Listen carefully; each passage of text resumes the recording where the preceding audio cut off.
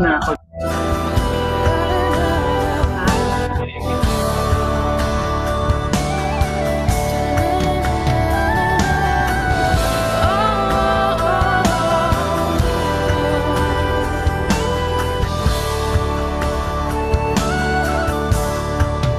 There in the ground his body lay, light of the world by darkness slain, then bursting forth in glorious day, up from the grave he rose again, and as he stands in victory, since curse has lost its grip on me, for I am his and he is mine, bought with the precious blood of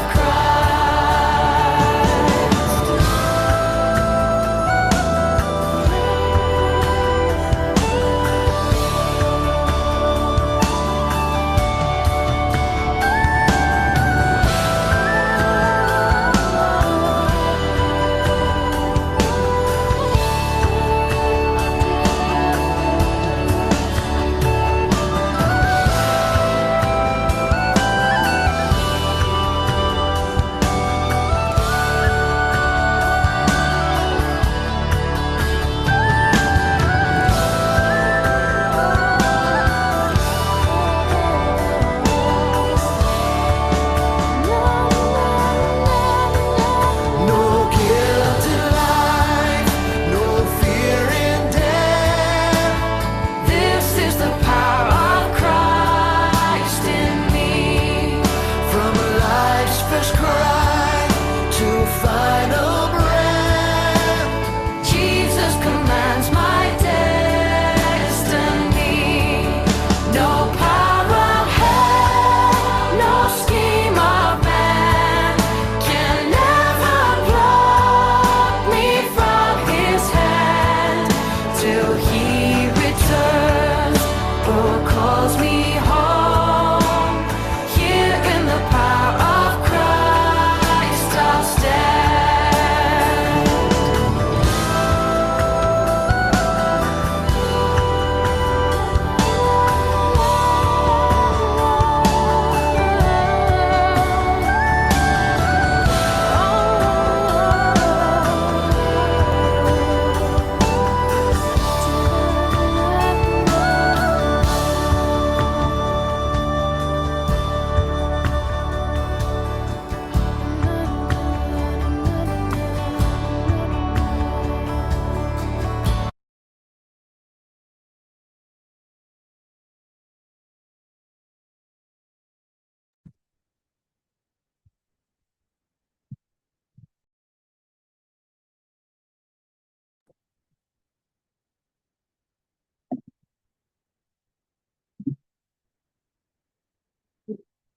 Morning.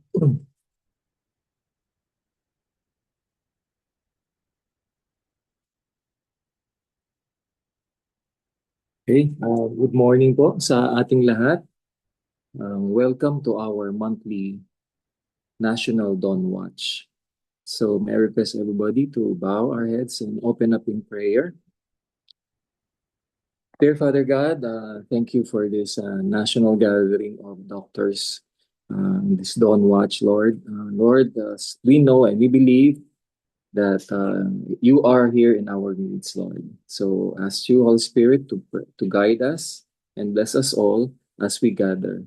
Lord, we also pray for those who are traveling, be it they are driver or they are the passenger. Keep them safe as they stay tuned to us through this platform, Lord. And Lord, we ask you, Father God, to pray for Sister Leah, Lord, that Lord, your thoughts be reflected in the words that Sister Leah will tell us this morning through the Gospel of John.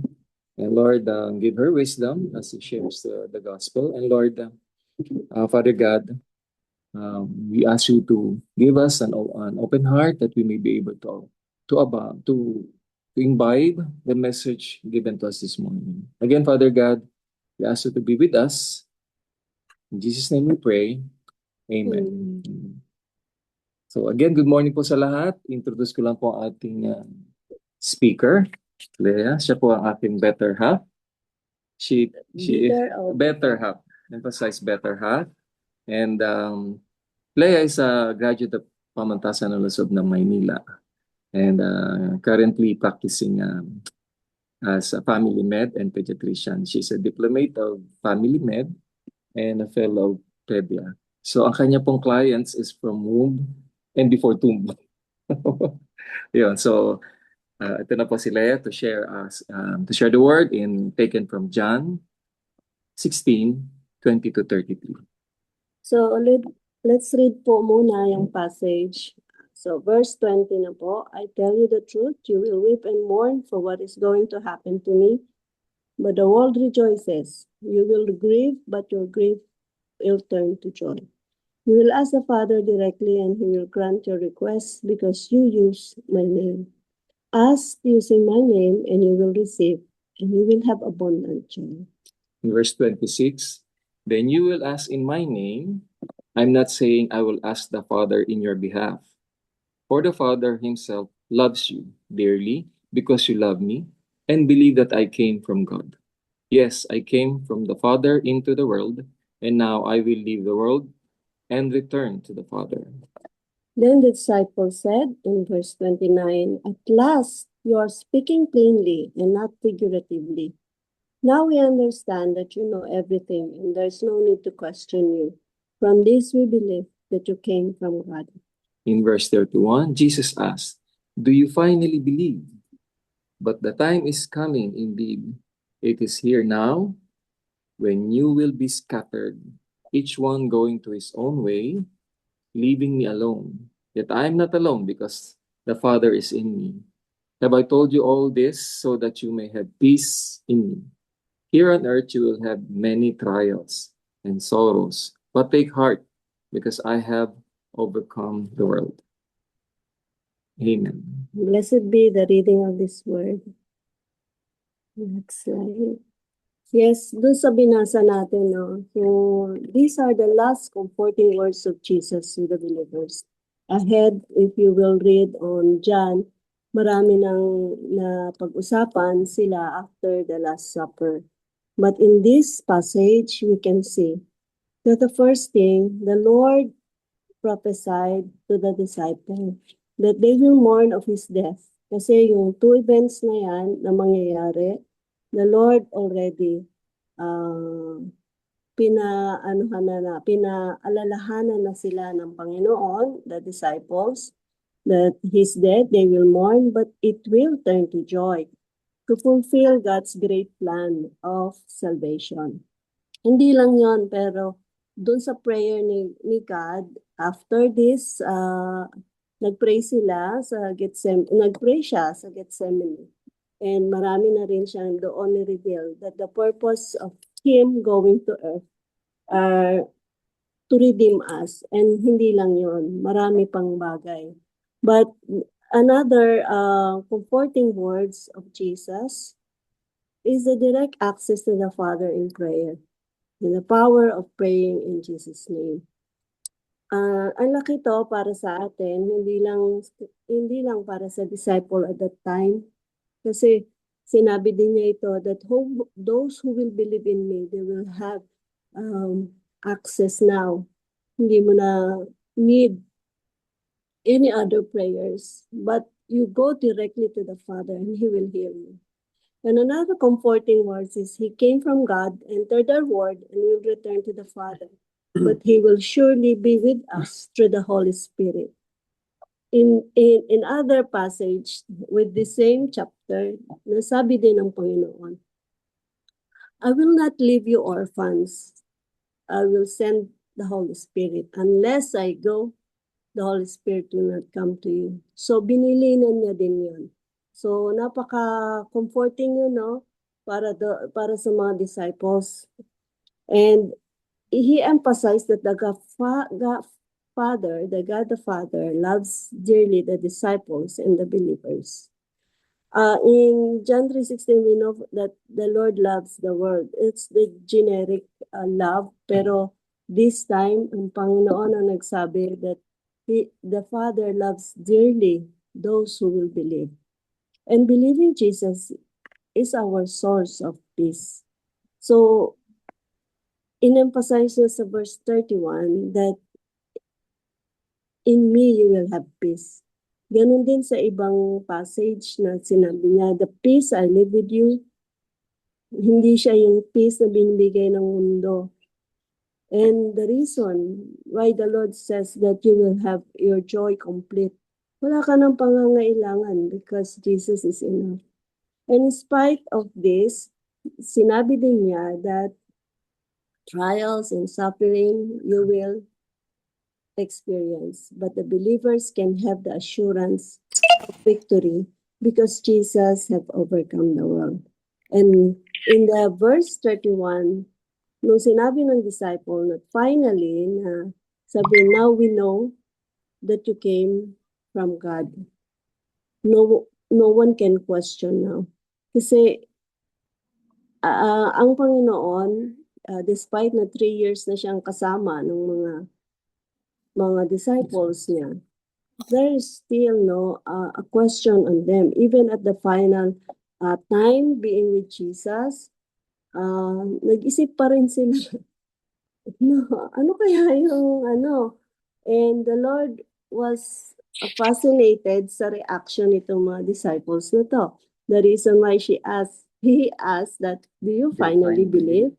So in us, in reality, yung kahinaan ng tao na maniwala, no? Ang kahinaan ng tao na mag-doubt. So we limit God for that kasi ang dami na ng comforting words. Imagine, Evidence, even the evidence with them, yeah. actual evidence. Oo, yung sasabihin mo yung mangyayari at hindi mangyayari at ano ang tugon ng Panginoon doon. Meron na palaging merong si God na nakahandang plano. So, we limit God with our wrong beliefs. Wrong beliefs even in our prayers, in our lahat ng worries ng tao. Wrong beliefs kasi like us, we believe that the Lord Jesus, He saved us, everything goes. But then when we pray, there is somehow wrong beliefs. Why? Sa finances na lang we pray that kailangan namin ng ito, kailangan namin ng ganyan. But after that prayer, we do our job. Gagawa tayo ng paraan. Di ba? Even if sinabi niya na even the lilies of the valley, di ba, ay hindi na nabalutan ng ganitong kaganda because God knows the reason why He said, but seek ye first His kingdom and all these things will be added unto you. In reality, dahil ako, guilty ako sa ganyan. Kasi I limit God. Magpa-pray kami, pero gagawa na ako mayroon na ako naiisip na paraan. But that's how, hindi ganun yung gusto sana ng Panginoon sa atin. So, wrong beliefs sa maraming bagay. Like, we want our relationship to be good. We want our relationship with people, families, na maayos. But then, we pray for it. Anong gagawin natin? Hindi tayo nag-i-immerse kay God. When relationships are being painted, na mahirap gawin, na dahil hindi tayo lumalapit sa Panginoon. Very important yung message ng the sower and the seed. Na lagi kang dedepende sa Kanya. Oo, yun You yung have to sasabi niya. Apart from me, you can do nothing. Kaya nga, Divine. kahapon sa DCAS, napakinggan ko yung message doon that as we go on like triangle, as we go up to the Lord Jesus, lumalapit at lumalapit ka sa asawa mo, sa anak mo, sa mga tao, Lord, na binigay niya. Kasi yun yung yun yung pinaka-stable. You know that the triangle is the most stable shape. Ginagamit yan sa mga construction. Kasi that triangle is also, like an analogy with our relationship with God. Sa relationship, as we go up to Him, mas lalo tayong napapalapit. Gayun din sa atin, sa atin as believers, sa ating mga churches, magkakapatid, sa disciple. Pag lumalalim ka sa Panginoon, hindi lalalim din ang relationship mo with others.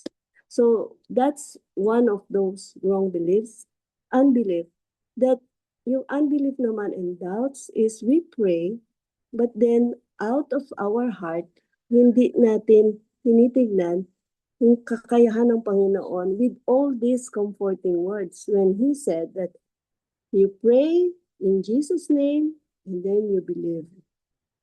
Unbelief dahil most of the time we think that we are an average Christian. Hindi natin naiisip that the Lord Jesus is with us.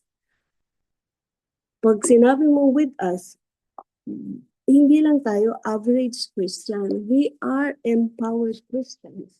So, ibig sabihin, that kayang gawin ng Panginoon lahat yun. We can do all things through Christ who gives me strength. So, yun yung nakita ko na problem ko pala na sometimes then, even if you know all these things, it's just in your head, but it's not in your hearts. Next slide po. So why Jesus longs for us to fully believe He is the Son of God? Kung babasahin natin, marami pong binigay na mga passages sa Old Testament. In Psalm 78, where after na ang Panginoon ay nag-deliver ng Israelites from Egypt, marami silang hindi pinaniniwalaan sa sinasabi ni Moses about God. So dito parang nag-grant si Lord or nag-express si Lord ng frustration. Sabi niya, for they did not believe in God or trust in His deliverance. And what happened, yung maigsi sana na travel nila ay nangyari ay 40 years para maintindihan nila what the Lord really wants them. No, so yung binigay din ni God sa Jeremiah 29:11, for I know the plans I have for you, plans to prosper you and not to harm you. Pero hindi iyon isinapuso. And in New Testament, si Jesus naman ang nagsabi na nito, that the world's sin is that it refuses to believe in me. So, general siya, but for us Christians, this is our sin, even at this time, na we refuse to believe on who God is, what Jesus can do. So, why He longs for us to believe Him? Because He wants to show the full extent of His love. It's seen in Romans 8:31 and in Romans 8:37, that despite all these things, the overwhelming victory is ours through Christ. And in His prayer, sinabi ngayon that He loves us. And lahat ng minahal niya at minahal ng Panginoon, no? So, andun yung ibinigay niya na lahat. And He wants us to trust His power and authority too. But Jesus looked at them and said, with man, this is impossible. But with God, all things are possible. So, wala na tayong hahanapin pa. What a comforting words, na ang God mismo ang nag-utter nito. And now to Him who is able to do far more abundantly than all we ask or imagine, according to the power that is at work within us. And this is the way how we limit God in our lives. Kasi we cannot claim that kind of power when we cannot enact on it. Kasi in a simple prayers and concerns, kung paano natin yun i-address. So, we have to claim this, Ephesians 3:20. Even sa health, no, maraming beses na tayo nakakita how God miraculously healed people. And yet, in simple pain, in simple suffering, no, hindi natin maklaim yung what the Lord wants us to claim.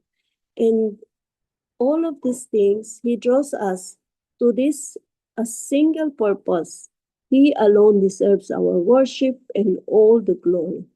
That at the name of Jesus, every knee shall bow and every tongue confess that Jesus is Lord, to the glory of God the Father. And this is the false humility that we have. Even in our achievements, when we pray, Lord, ipasa mo ako sa ganito. Lord, bigyan mo ko ng ganito. Lord, nawa ako'y ma-promote. Pero after that, who we thank for? Lahat ng recognition, we want it to be on ourselves. Instead of drawing it to Lord Jesus. So she answered, "It is written, worship the Lord your God and serve Him alone." Yun yung servant leadership. Minsan sinasabi natin, hindi tayo lahat for leaders. And I think, no, na the Lord has mandated us to be leaders in our own circle of influence. Hindi necessary that you will train as a leader, you will train as managers, or ang dami nating titulo, ang dami nating pag-aaral. Pero the Lord said that I am with you. The power is at work in you. And He calls us to be just servants. Ano yung servants?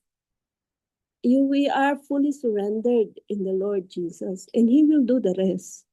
And that glory and all those praises belongs to Him. But as if we claim that praises. And yun yung katuruan ng tao. And even in mga programs, no, we recognize and we want to show the achievement ng tao, so we call him all the other names. So that title is not ours. It is God. Next slide po.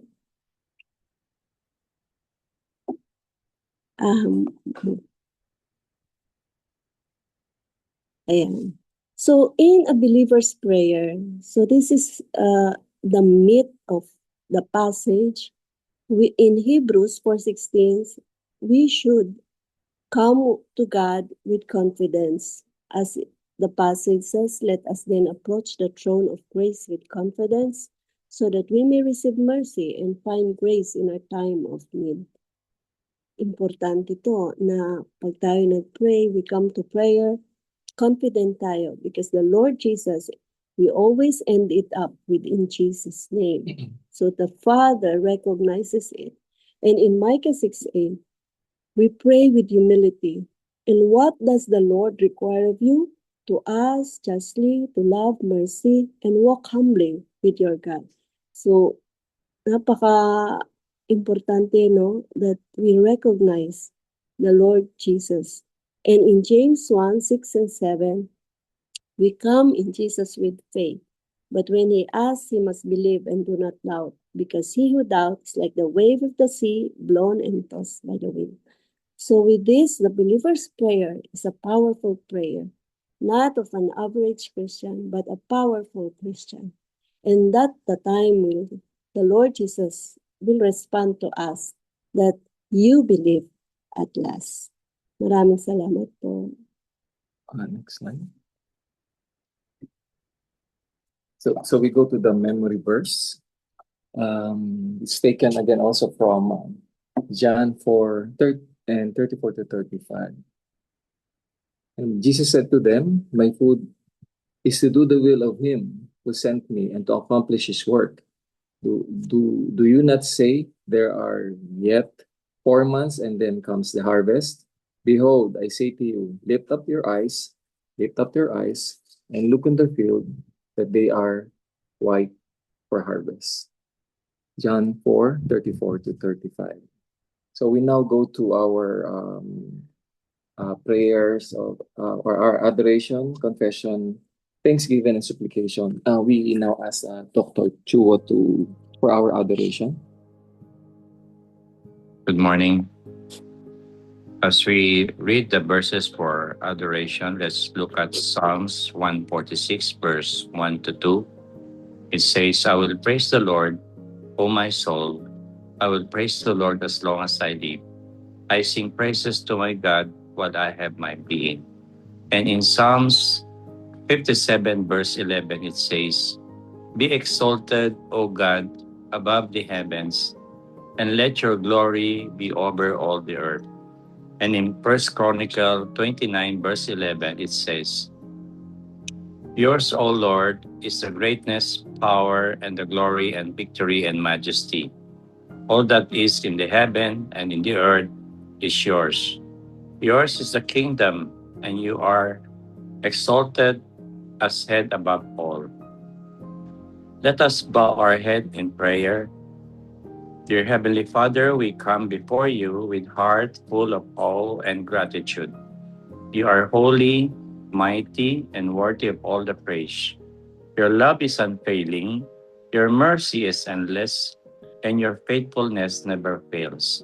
We adore you as our Creator, our Sustainer, and our Savior. May our lives bring honor and glory to your name alone. In Jesus' name, amen. Thank you, Doc. And so we go to confession. Dr. Ange, can you lead us in confession? Let us read these beautiful verses from Psalm 32, verse 8. It says, I acknowledged my sin to you and did not cover my iniquity. I said, I will confess my transgressions to the Lord, and you forgave the iniquity of my sin. And in 1 John chapter 1, verse 9, it says, If we confess our sins, He is faithful and just to forgive us our sins and to cleanse us from all unrighteousness. Panginoon, we thank you, Lord, that we can be together, Father God, in your midst, O God. We thank you, Lord, that we can confess all our sins, O God. Thank you, Lord, that you are not after on the, Lord, on our words, on the way we pray, Father God, but you are always looking at our hearts. We thank you for the promise, O God, through these verses, Lord, that as we express, Lord, our desire for cleansing, Panginoon, you're able to clean us up, Father God. And Lord, as we approach your throne of grace and mercy, continue to minister to us. Thank you, Lord, for sending your Son, Lord, to die in our place, Lord, that our sins, our past, our present, and even our future sins, oh God, they're already forgiven through the cross. Thank you, Father God. Continue to, Lord, mold us, Lord, into your likeness every day of our life. And even as we serve, Panginoon, give us that desire, Lord, to be clean, Panginoon. Thank you, O God. I pray all these things in your name alone. Amen. Amen. Amen. So we also request Dr. Jen Mendoza for our Thanksgiving. Dr. Jen Mendoza is a member of DIT Batangas.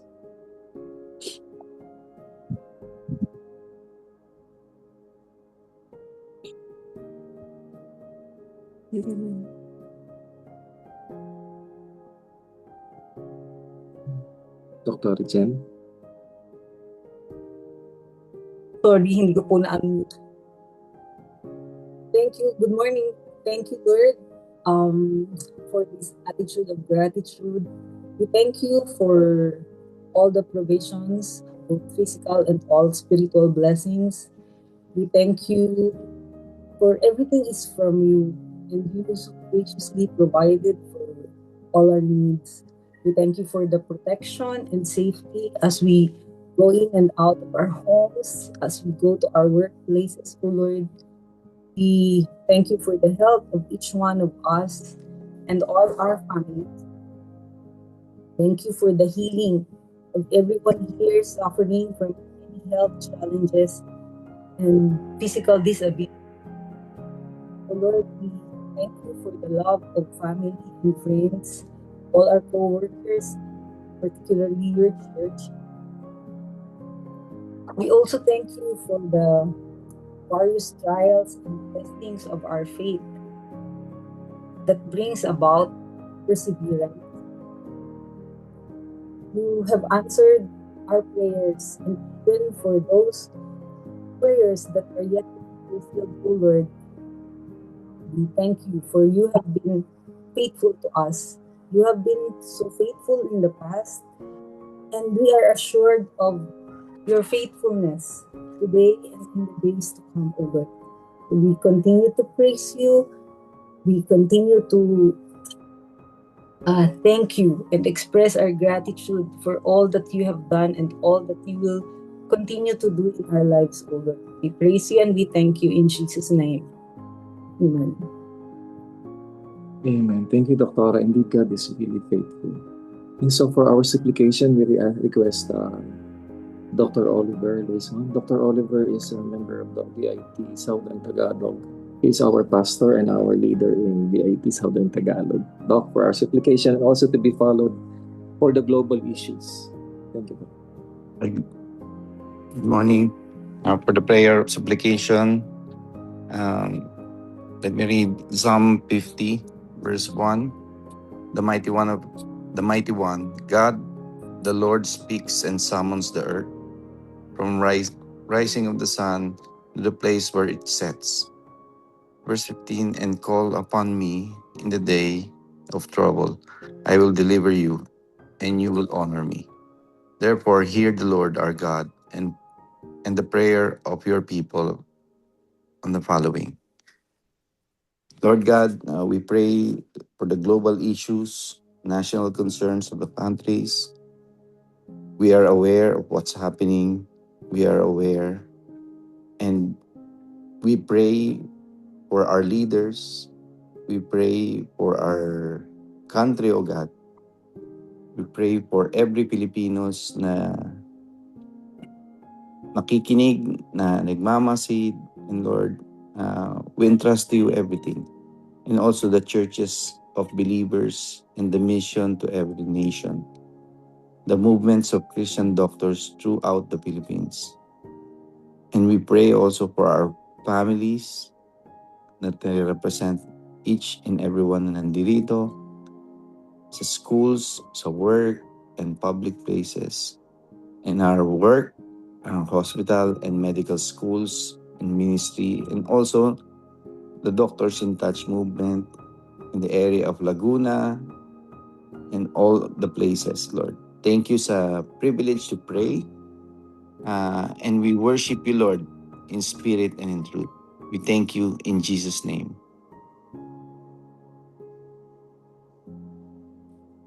Global issues. Our merciful Father, intervene in the midst of conflicting nations and the end of violent wars, that the leaders will find peaceful means as solution. Lord, protect the innocent children, civilian, send comfort and provision for the hungry and hurting, and also those who lose their homes, families, work, and communities.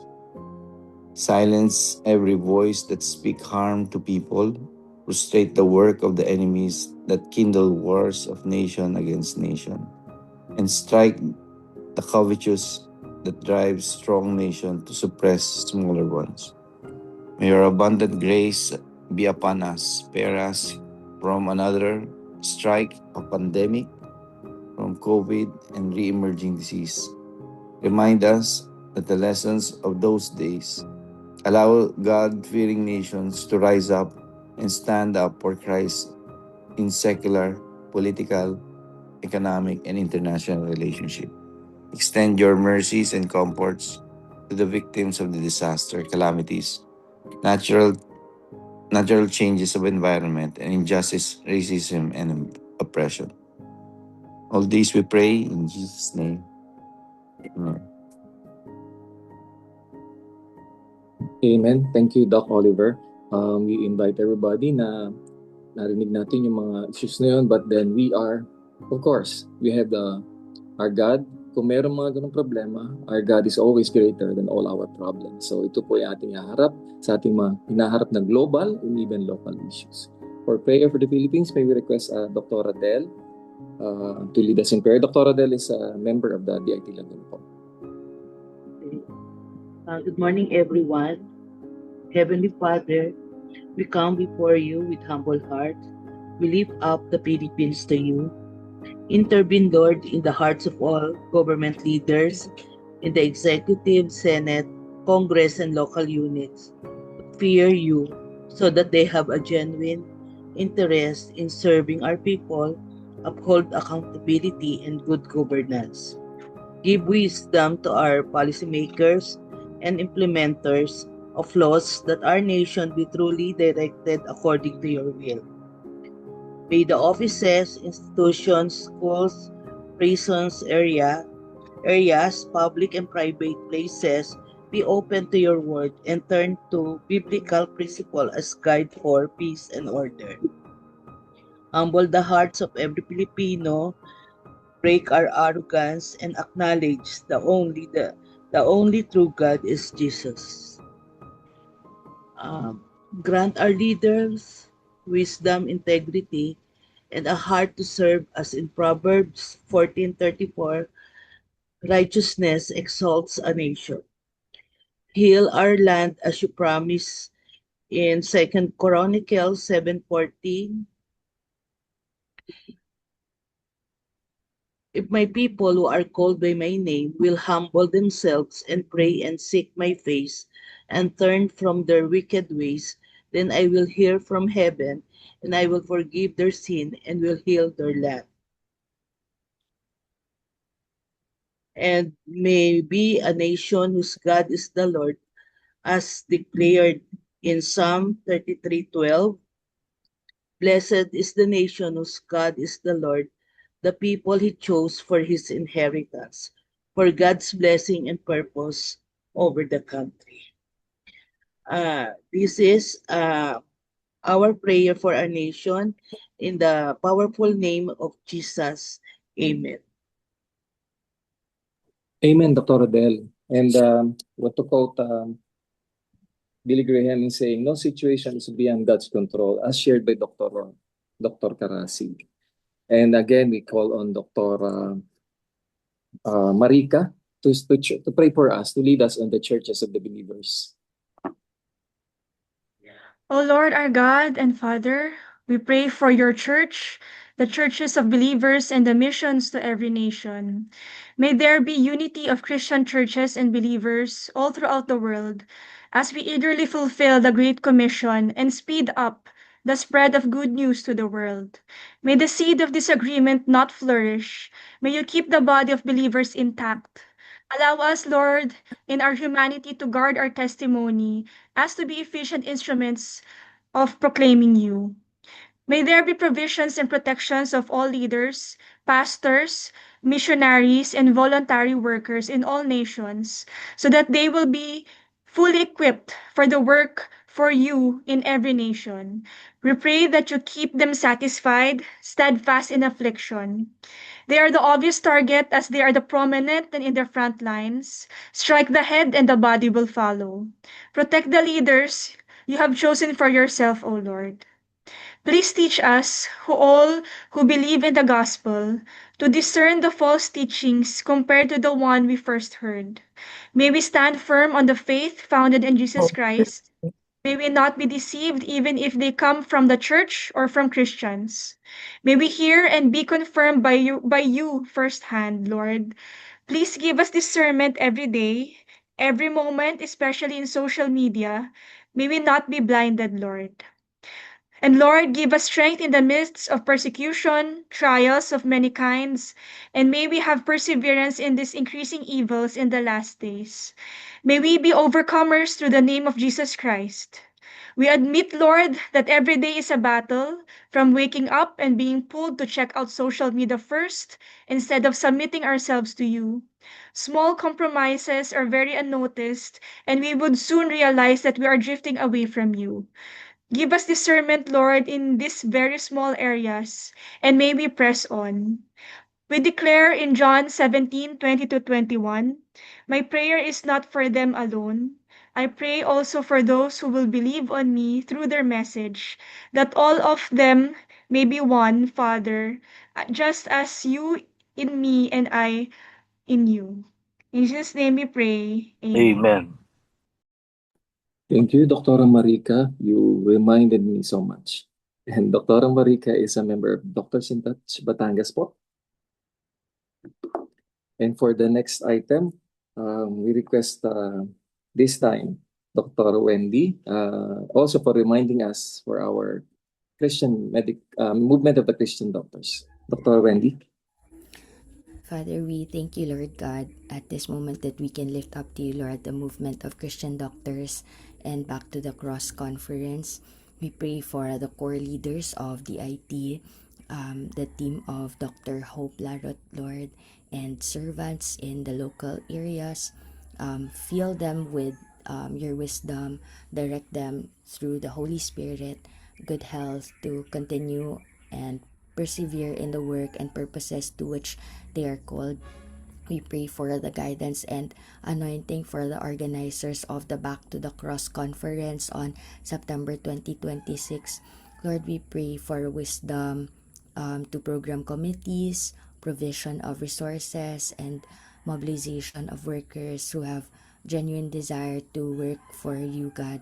Lord, may you provide all their needs, Lord. Thank you, Lord God, that you will help their logistics even, Lord God. We pray for even good weather, Lord God, for the event. We pray for provision, Lord, even for all the doctors who will be attending, that you would free up their schedule, Lord God. I pray that for those you will handpick, Lord God, to attend, may you just prepare their hearts, Lord, everyone, even the organizers, Lord God. We pray for the spirit-filled speakers and facilitators. May you bless every activity of the conference. May every delegate and all participants find encouragement, edification, and find new opportunities for spiritual growth.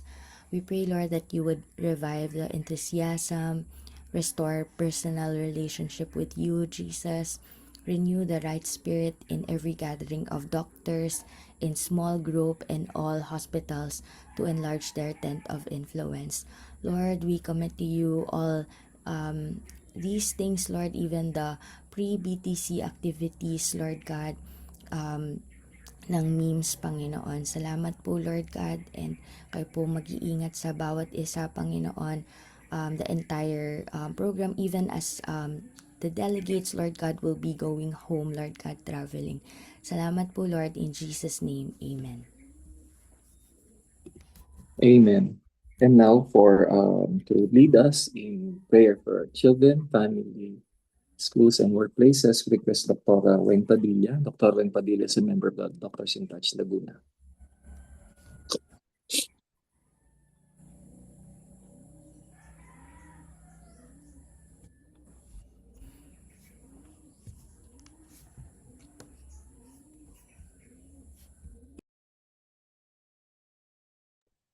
Dr. Weng Padilla. One Opo. prayer for our children, their families, schools, and workplaces. We pray, dear God, the message of hope, Christ, dominates in every home of every believers who belong to the IT. Empower the parents to immerse their children with the scriptures, teaching them only what is excellent, trustworthy, and glorifying to God. We pray, Lord God, that claiming God's protection to every child while going in and out of home and in schools, that no harm shall fall upon them, shielding them from flaming arrows of the enemies. Teach us to preserve the original design of God for marriages and families, keeping it alive according to the scriptures. We ask for discernment in every decision to make while working in clinics, hospitals, and other professional activities, and in every areas of work. May each of us be the salt and light as we interact with patients, hospital staff, and in other public places so that others will be drawn to the gospel and experience its love. For this we all pray in the name of our Lord Jesus Christ. Amen. Thank you, Doktora. Thank you for heeding the request. Si Doktora po ay on travel ngayon. So stay safe po, Doktora, and Kuya Sani. For the next item, we request for, I'm sorry, we'll be praying for the hospital. So, dear Father God, we request and ask to send and raise up spirit-filled leaders in the field of medicine, to organize Bible study group in each of the hospitals in Luzon, Visayas, and Mindanao, and influence or as the administration of government and private hospitals to allow for Christian activities in different hospitals. We also pray, Father God, that for unity and one frame of purpose for the core leaders of Doctors in Touch, Men in Medicine, and other allied professionals. Father God, also ask that you mobilize every Christian doctors to reach out to students, interns, and residents and declare the testimony about Jesus and be willing to be involved in reaching out to medical campuses and training hospitals. Father God, pinipray namin ng mga iba't ibang hospital, teaching schools already here in the locality na malapit sa Laguna. In Laguna, we only have, Father God, Perpetual. So we ask na maging open ng door ng Perpetual Medical School in Binyan, as well as also in South Luzon State University na nasa Lucena City. And also St. Cabrini na nasa Santo Tomas, Batangas, as well as other schools na malapit sa Laguna such as CABSU, ang Cavite State University. Ganyan din po ang Batangas University. At hindi din po kalayuan ang Bulacan State University. Nawa ng Panginoon, ang mga campuses na ito, ang kanilang mga director, president will be open to activities by the medical ministry. We also ask to support the leaders of the existing Christian groups such as Agape, like Agape Group, which are group inside the medical schools.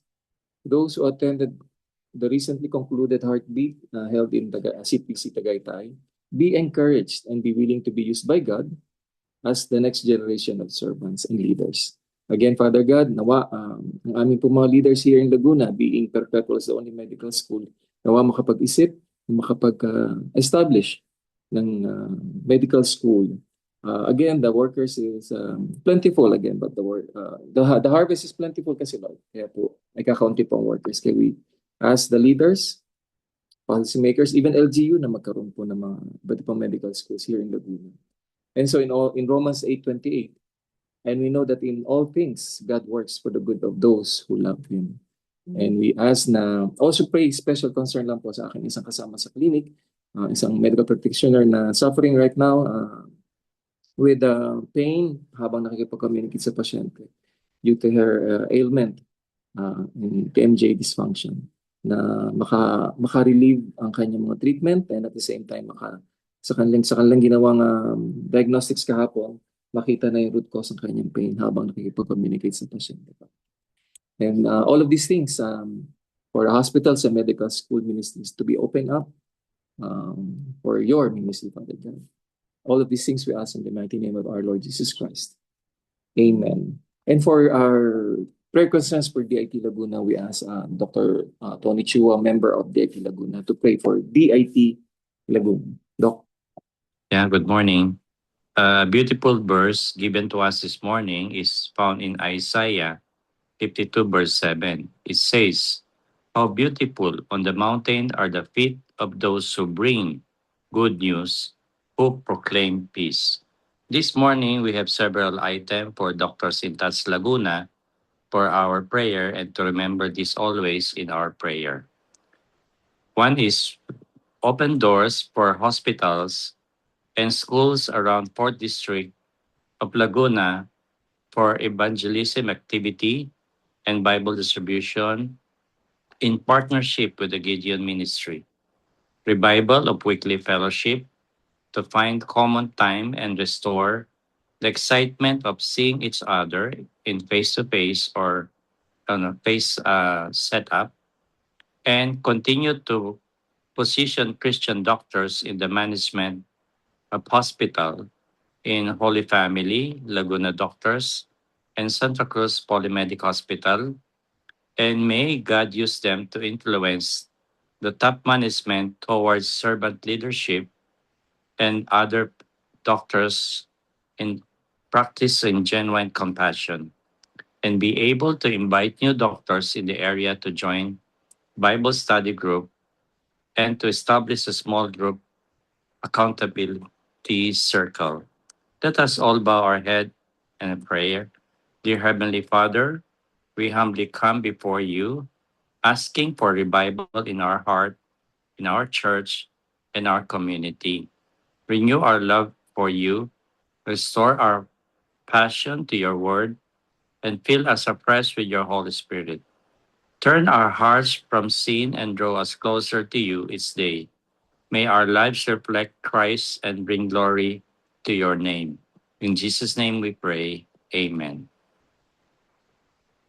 Amen. Thank you, Doc. So we now go to the closing prayer. We request Sister Mirla, a member of also of BIT Laguna, for our closing prayer. With all the things that we have taken and prayed for, may we continue to pray and remember Romans 15, 5 and 6. May the God who gives endurance and encouragement give you the spirit of unity among yourselves as you follow Christ Jesus, so that with one heart and mouth you may glorify the God and Father of our Lord Jesus Christ. Let us pray. Great and Almighty God, you are the eternal strength of all who call on your name. Thank you, Father, for your wonderful words of comfort and peace. I pray that in all the trials of life, which seem to be mounting with each passing day, that our hearts and mind will rest in Jesus, so that his perfect peace will carry us through all life's difficulties. Thank you for your promise that this sorrow is temporary. Fill us with a deep lasting joy that no person or circumstances can ever take away. You are the source of all patience and encouragement. Please help us to live in peace, unity, and harmony with the people around us. Give us the same loving and humble heart that Jesus had. Help us to be understanding and kind, so that together we can praise and honor you with one mind and one voice. In Jesus' name, amen. Amen. Thank you. Turn over ko na po kay Sister Wendy or Dr. Angie. Marika.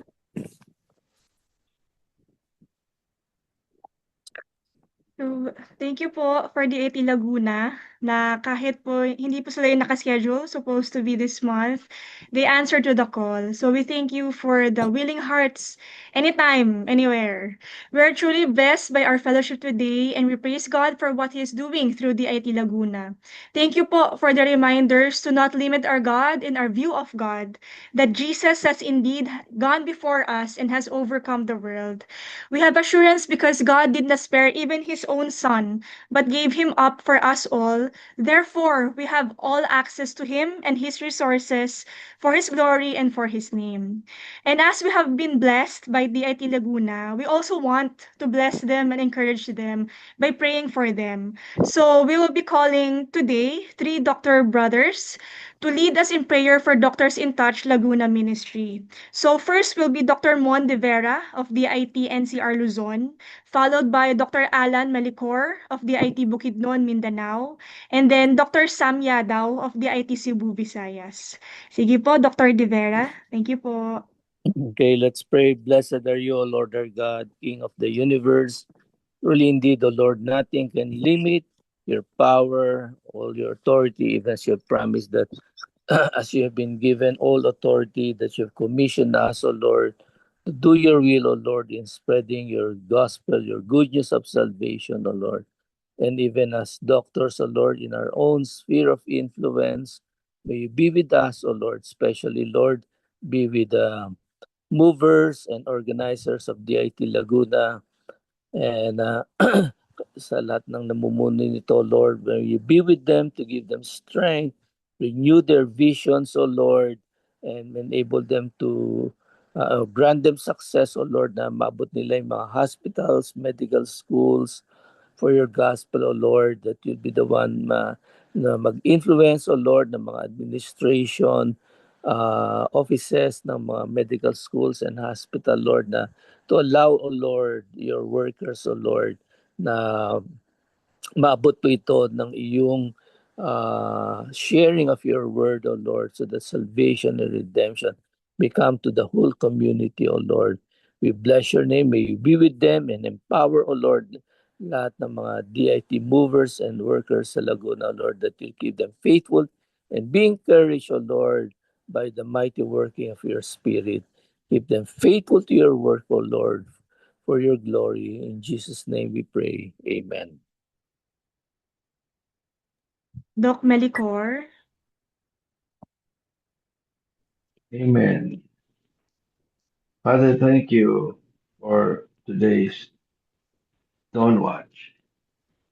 Lord, just praise you for DIT Laguna for leading us in today's national gathering of your children in the movement, the Philippine Medical Christian Movement. Lord, thank you for their willingness to lead today's Dawn Watch. And now, Lord, I agree with Mon and with other prayer requests with regards to DIT Laguna, that you'll bless every member, every leader, every family represented by the group. And we pray, God, that you strengthen the work of their hands, the work that you have entrusted to them, that you'll grant them wisdom and joy and perseverance in serving you. We join them, Lord God, in their desire to rekindle and and see revival across the region, across the province, and that you'll just renew and keep renewing their passion for you, to the disciplines of the word and prayer and fellowship, even in outreach. May they not grow weary, Lord, in doing good, but they be filled afresh with your Holy Spirit. May you restore, Lord, each of them as they go through at times, even as discouragement and unwariness and trials and testing, that together they will have one heart, one purpose to know you deeply and to make you known faithfully throughout the province and even the region. We join them, Lord God, as they pray for more active members, and these also are prayer even for ourselves here in Mindanao and Bukidnon and Cagayan and Northern Mindanao as well. That you'll stir the hearts of physicians, even dentists and medical students, and those in the allied healthcare professionals throughout Laguna to become more active in ministry. Lord, we also pray that you'll just bring alongside the chapter those who would, whom you have already prepared to make such a joyful commitment to serve and to be encouragement and to be faithfully used by you and using their gifts towards the advancement of your kingdom's will for the region. Again, thank you, Lord, for DIT Laguna, that you will use them as light and salt in the hospitals and clinics and communities and churches where they are serving. May their lives reflect compassion and integrity and humility and truth of the Lord. And even as we pray that you open doors for them so that the gospel be made known in every consultation and every procedures and every bedside conversation that we may have, and every act of kindness will point to the people that be interacting with and the patient to you. May many patients indeed and colleagues and students may know the saving grace through their witness. Again, Lord, thank you for this morning. Don't watch, and thank you for the leadership and the word that we have heard from Drs. Boney and Dr. Leah Flores And thank you once again, Lord God, for the learning and the teaching and the fellowship that we enjoy to this platform. This we pray in Jesus' name. Amen. Amen. Our gracious God and Heavenly Father, thank you for this morning that you've given to us. Thank you, Father, for DIT Laguna for spearheading this National Morning Watch, Dawn Watch. Thank you, O God, for the availability of each one who participated. Even we thank and praise you that we can pray corporately, O God, as a body of Christ in uh, Doctors in Touch. Thank you, O God, that we can lift up to you their concerns. You heard their petitions and requests, O God, and it's our prayer that you will grant them according to the desires of their hearts, according to your timetable. So, Father, we pray that you will just answer the call and touch the hearts of each of the doctors that they want to reach out in Laguna area. Thank you, O God, even for the opportunities that we can trust you in the different ministries that they are praying for, so the hospitals, even the schools, oh God, even the different LGUs, even the different centers, oh God. We pray that you'll just open the hearts and minds, oh God, of those doctors that they are praying for, and even raise up those doctors in each of the hospital na within the reach, oh God, in Laguna area. Thank you, and we would like to entrust to you all these things, all our prayers and supplication with thanksgiving in our hearts, oh God, in Jesus' name. Amen. Amen. Amen. Amen. Amen. Amen. Amen. Amen. Thank you po. May we request everyone po to open their cameras for the picture taking po.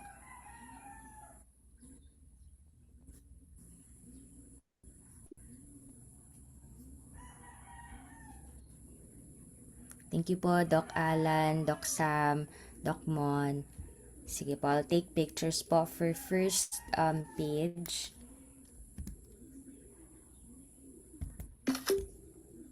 Second page po.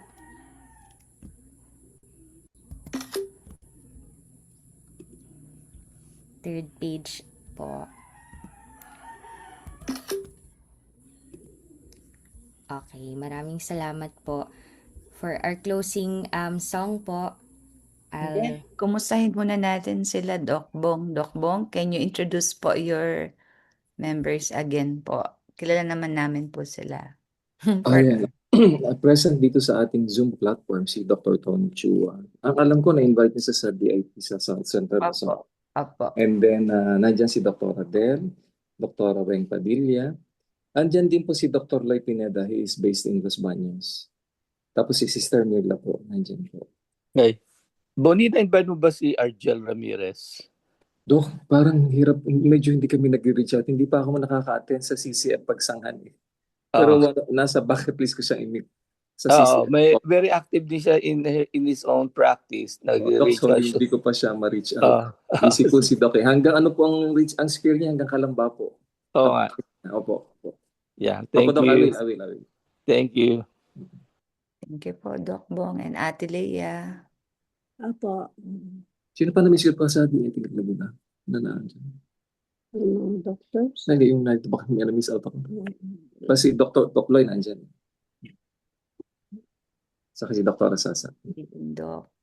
Kasi hindi po sila talaga ang schedule, but kahit po short notice, sandali lang po silang nag-yes. So, despite the fact po na sobrang right now po, konti lang po yung members na Doc. So, we are truly blessed po for your willingness po to serve and to lead the National Dawn Watch. God Hindi ka bless. maindihan ni Leia eh. Thank you, Doc Bong. Thank you, Leia. Movement ni God yan. Opo. Parang ikaw, hindi ka naman pinatin sa DIT. Sa prayer summit, umatid ka. Appointed. Opo. Kasi DIT Laguna po pala started one of the nag-spearhead ng mga naunang prayer summit. So, kaya po nagka-prayer summit sa region po namin because we attended one of the prayer summits na inorganize po ng DIT Laguna with the Cavite group. Batangas po. Batangas din. Opo, Batangas po. Ayan. Doc Vicky, may message po kayo? Ano po kayo, Doc Vicky? Hindi po kayo nakamute. May sasabihin po kayo, Doc Vicky? Thank the Lord for DIT Laguna and hope we can have face-to-face. Sana maka-attend din kayo sa Dawn Watch ng Pampanga Opo. sa August 21 and 22. At saka sa Back to the Cross, September 24 to 26. Opo. Yeah.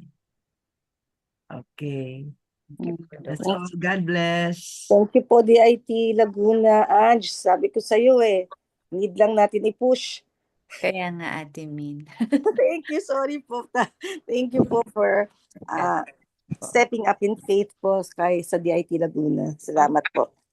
Thank you po, Ate Min, and thank you po for the leadership of Ate Min and sila Doc Oliver of the South Luzon area po for their support po. Yes, Doktora, thank you sa kanila kasi ang dali din nilang atakin. Opo. Yeah. Thank you po. Thank you. God Then bless. closing song. Yeah. Thank you. Good morning, everyone. Morning, everyone. Thank you. God bless. Bye po. Thank you po. God bless po. Many women over 50 who try Tai Chi give up too soon.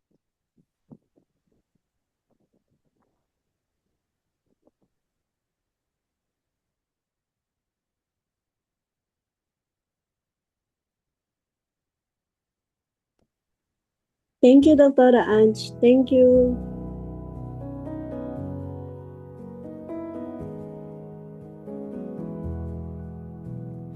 God, you're the gardener and Jesus the vine. Come have your way in the branch of my life. Whatever is growing that doesn't belong, cut it away. Whatever is thriving, rooted and strong, oh, let it stay. For my good, for your glory, do what you have to do, do what you have to do. Make me pure,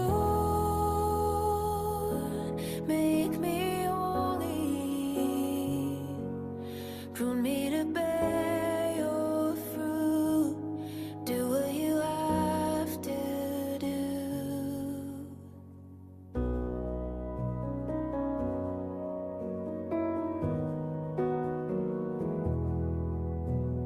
Jesus, you've grafted me into your tree.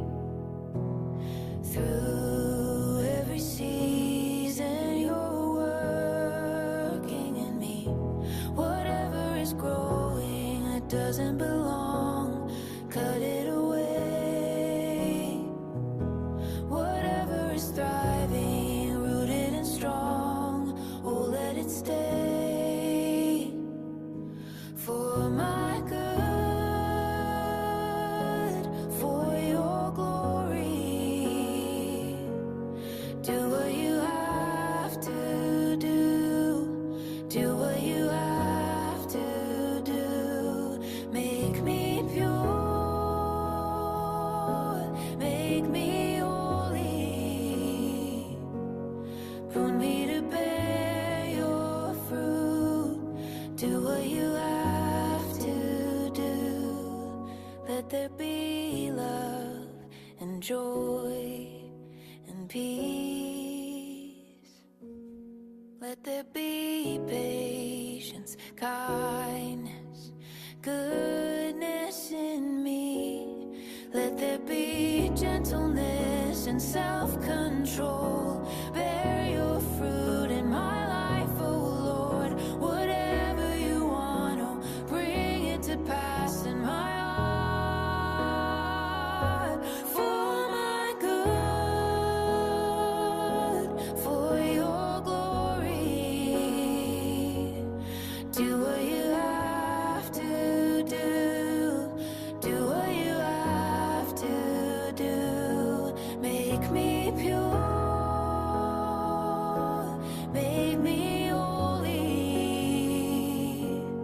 Prune me to bear your fruit. Do what you have to do. Prune me to bear your fruit. Do what you have to do.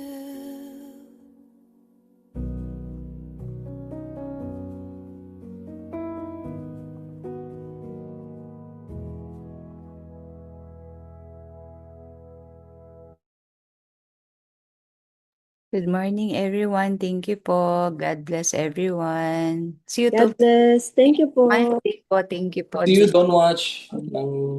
God bless po. Thank you. God bless everyone. Some people just don't want it.